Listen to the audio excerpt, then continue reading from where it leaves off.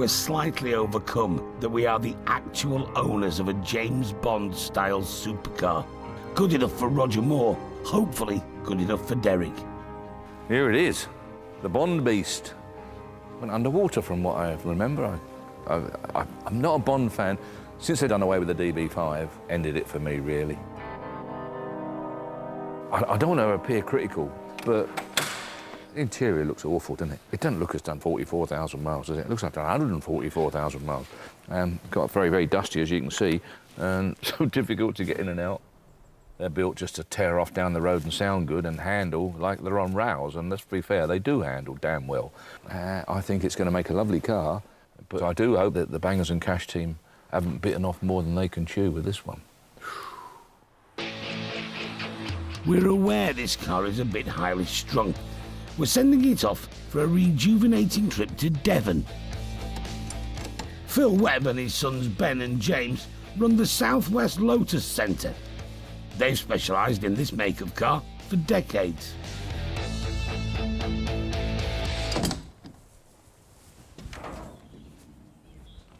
Well, you said it was rough. Ain't that bad. Originally, we're all from London. Dad had a garage up there. He was doing a lot for local Lotus dealers and specialists at the time. Moved down here in '91. Mum does all the accounts. My brother is like head of the spanners. So I'm flittering between everything. I love it too much. I couldn't retire. So you're not going to retire? No. I'll carry me out here in the box in the end. But only when you've finished our car? Yeah, when you finish your car. Yeah. How long has it been stood? Do we know that? A long time. So the last tax disc is 2013. Right, OK, so we won't go for a start. Ben's the smallest, he can jump in.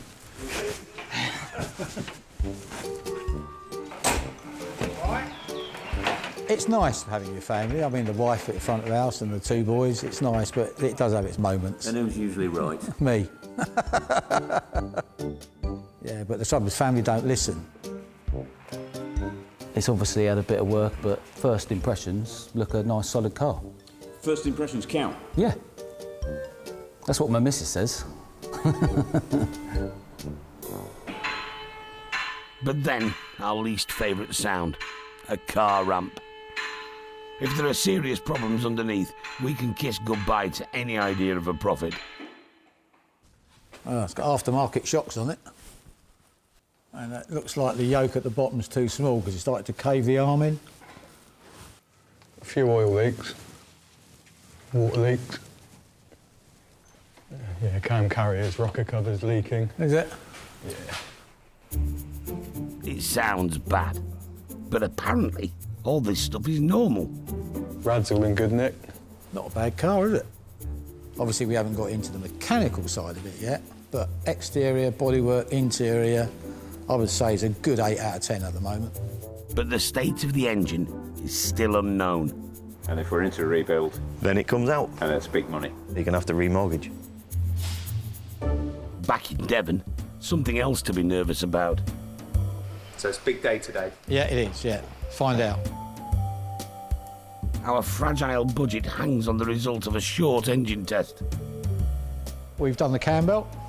We're only going to run it for 30 seconds to a minute max because we've got no water in it, just to basically see what the engine sounds like, whether it's on 4 cylinders, whether we've got good oil pressure or not. Worst case scenario? Engine out.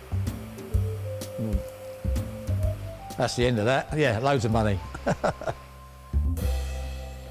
All right. Fuel pump on first. Yeah, all good. Go on.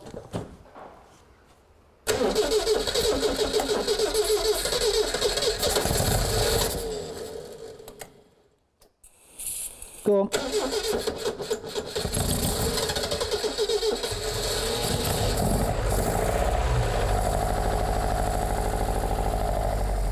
Yeah, we got oil pressure. Oil pressure, how much? Just over 50. 50.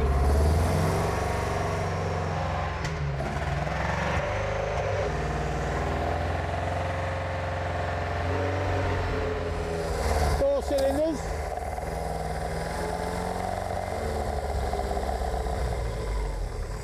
Got 50 psi still. Yeah, well, just over. So we've got good oil pressure. It was on 3 cylinders to start on stale fuel, and then all of a sudden the 4th cylinder come in, so we're quite happy with the engine at the moment. It's a big relief, as those who've done this sort of thing will know to their cost that could have gone horribly wrong. But this confirms our Lotus is a good car to restore, and Phil can now crack on with the brakes and suspension. I'm going to take all of this apart and replace all the bushes. 30 odd years old and stuck. That's got it. The dismantling went on for quite some time. There were seized bolts and some miscommunications. It's not turning, is it? Well, I've got the longest bolt in the world. But the end's turning. It is? Yeah. Why didn't you tell me that at first? This one is not seized. You just asked me. I said, is it turning? Yeah, and I went, yes. It's still the longest bolt in the world. I get the feeling you're not easily beaten, Phil. I can't be beaten. It's only money that beats you in the end. With everything going on below, Ben can still work on the engine. He'll be checking the tappet clearances under the camshaft. They need to be precisely adjusted so the inlet and exhaust valves open and close in total Lotus harmony. A problem here and you get a lumpy, clackety engine. Quite slack on the 7. A bit later, James gets started on the interior. It's wall-to-wall leather, but it's all coming out so it can be recoloured and treated, a process called conolizing. Just grab that with you, please, mate. The foam just deteriorates over time. It all just falls to pieces. It's literally crumbling. Part of this process is figuring out what colour the interior should be. So we can see this is all still the original colour, so we can send that off and get that analysed and get an exact match. Different cars attract different types of buyer, don't they? The Lotus Esprit buyer expectations are a little bit wonky. Their standards will be amazingly high. Yeah, because of the name and the badge he's got on it, I suppose, really. Phil has sandblasted, painted and rebuilt most of the front suspension. We had the electrician in, who's been through the whole car and made sure everything electrically is working. Mercifully, the engine didn't need rebuilding, but Ben still had work to do. Full decoke, lap the valves in, bit of a clean up and a quick coat of paint just to make it look a bit nicer. The carburettors, which mix the air and the fuel, have also been cleaned. Reassembling the heart of this 80s classic can now begin. I'd much rather do this here than in the car. Everything's so fiddly. Right, so everything's original, by the way. We've straightened them out. New bushes in the top arm. Obviously new nuts and bolts on everything. Reliable, safe, MOTable, somebody can use it and drive it, and looking the best that we can make it. The Esprit is fitted with adjustable shock absorbers, so you can opt for comfort or firmness. That should be, if I let go of that, attack. It's like you've done it before, Phil. Oh, just a few times. Quite happy with that. It's all going very well, which is often too good to be true. In Devon, after some good progress up front, the atmosphere has changed a bit. Absolute nightmare. It's all down to the rear suspension and hub. Everything is seized and everything has been got at by somebody else. You're going to need a punch.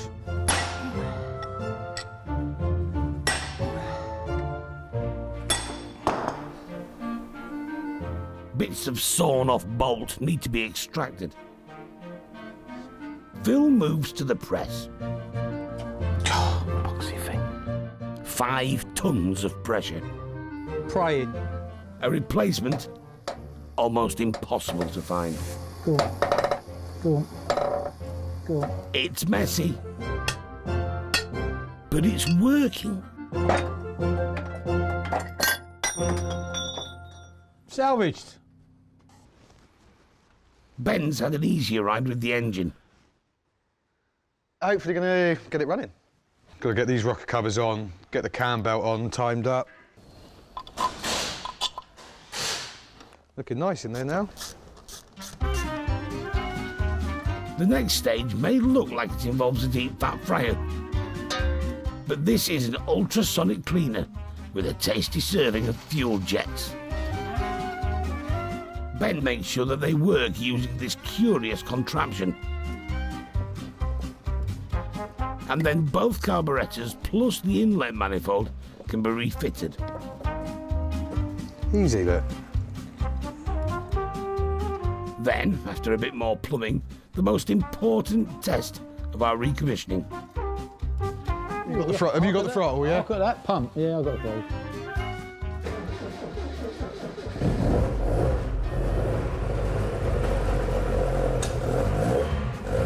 Oil pressure. About 60.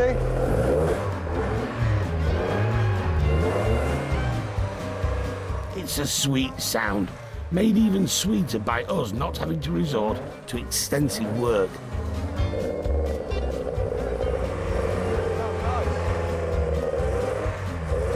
For Phil and the team, though, there's no song and dance. Bringing Lotuses back to life is just what they do. So that sounds really good, doesn't it? Yeah. Phil's a bit more chipper now that he can reassemble the nightmare rear suspension and hub. Got the grease as well. Good man. Get in there. There's more hammering. But this time, it's the satisfying type. Our prestige sports car then gets rewarded with a change of scenery. It's James's time to shine. Started with the carpets, ripping up the old carpets. These are all riveted in. Get rid of the glue. Then started cleaning up the leather. It's a lot lighter already. Nice, getting all that done, real deep clean. Then to the paint.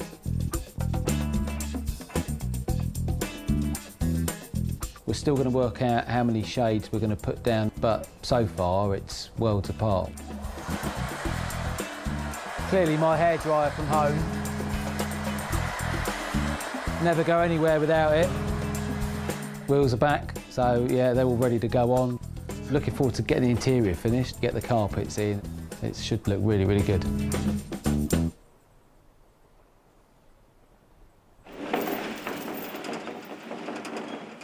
So the following morning, the interior was complete. It's come up all right, hasn't it? Yeah, it has, yeah. It's come up really nice. You're quite pleased with it? I'm really pleased with it. Really happy with how the leather came up. Makes it look like a proper supercar again. And finally, after all the hard work, one of the most satisfying jobs of the project. We've just snow foamed it, so the foam's going to start breaking up all the dirt, agitating the years of grit. Rinse it off in fresh water. We're going to clay bar it inside, so we're just spraying a little wax lubricant on it to take the rest of the contamination off. I find it really therapeutic. We're going to use a rotary machine polisher to help revive the paint of the car. Blue tape's on to help protect the edges, it's the thinnest part of the paint. It's the cosmetic makeover this Lotus always deserved. It gives us a real big satisfaction, bringing something that's stood in a barn for 20 years and bring them back to life for people to enjoy, because that's what they're there for at the end of the day. It's gone really well, the project. I'm hoping it makes the money that it should do. 35, perhaps 30 to 35,000 would be nice. We spent £24,715 to buy it at the auction. Parts came in at £6,824. Labour was £8,568, bringing the grand total to a potentially troublesome £40,107.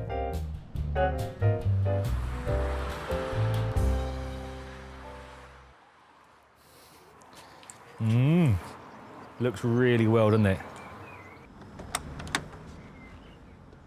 I genuinely do think it looks great. It was ultra important in my eyes just to do a very, very careful recommission on the car, not a restoration.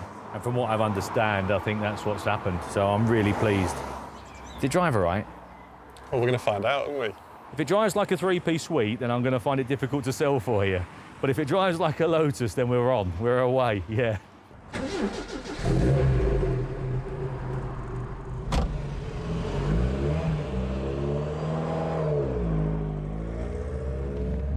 But she pulls nicely. Nice and smooth. She's obviously set up well.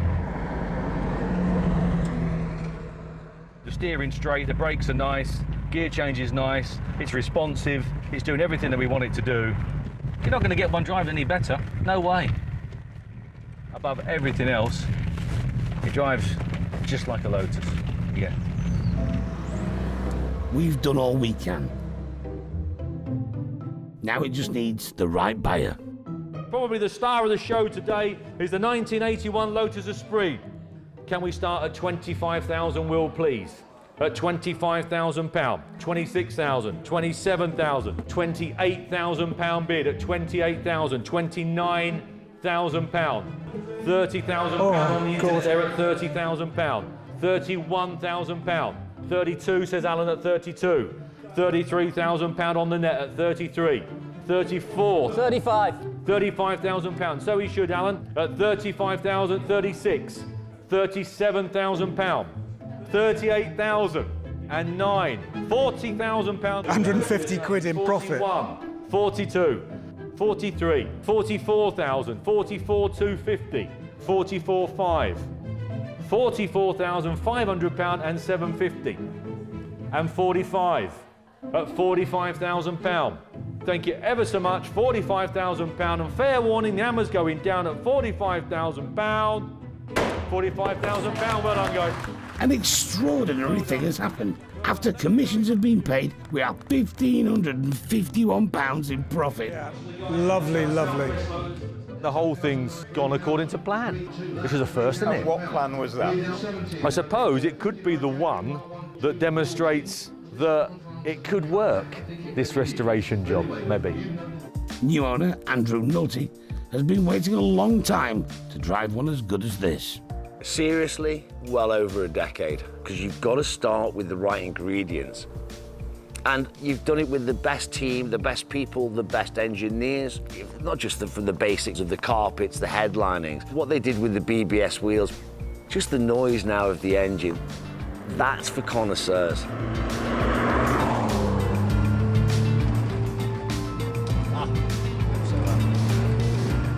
Hope it stays in my family for 100 years and my boys get to drive it. And it's not even an investment. It's pure soul, history, Lotus 1981, James Bond, everything's perfect. It doesn't get any better.